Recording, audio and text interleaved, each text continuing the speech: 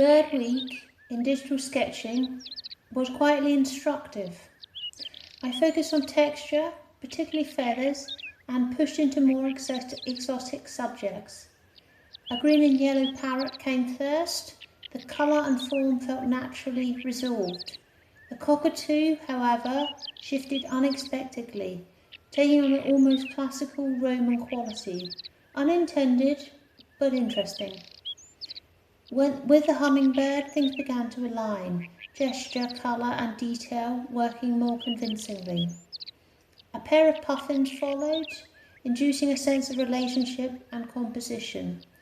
Then the final piece, I intended a maternal form, became oddly anthropometric, not entirely successful, but useful.